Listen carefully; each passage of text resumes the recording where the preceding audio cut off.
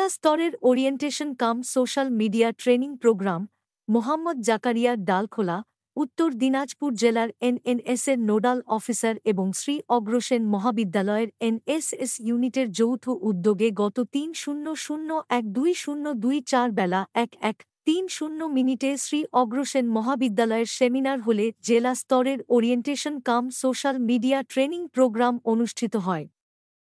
উক্ত ওরিয়েন্টেশন প্রোগ্রামে উত্তর এবং দক্ষিণ দিনাজপুর জেলার সমস্ত কলেজের এনএসএস এর প্রোগ্রাম অফিসাররা অংশগ্রহণ করেছেন।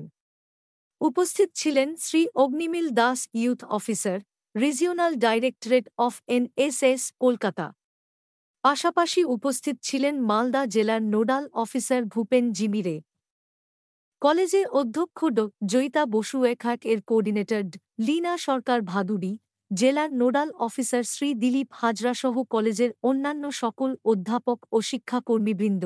এই প্রথম রায়গঞ্জ, উত্তরবঙ্গ এবং গৌড়বঙ্গ বিশ্ববিদ্যালয়ের অধীনের মোট ৫ জন প্রোগ্রাম অফিসার নিয়ে জেলা স্তরের প্রথম এই ধরনের প্রোগ্রাম।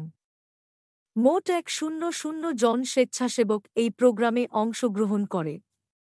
শ্রী অগ্রসেন মহাবিদ্যালয়ের অধ্যক্ষ জয়িতা বসু বলেন, আমাদের কলেজের জন্য এটা খুবই আনন্দের ব্যাপার।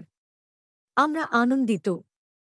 ইউথ অফিসার অগ্নিমিল দাসের বক্তব্যে উঠে আসে এনএসএসের স্বেচ্ছাসেবকদের দায়িত্ব ও কর্তব্যের কথা।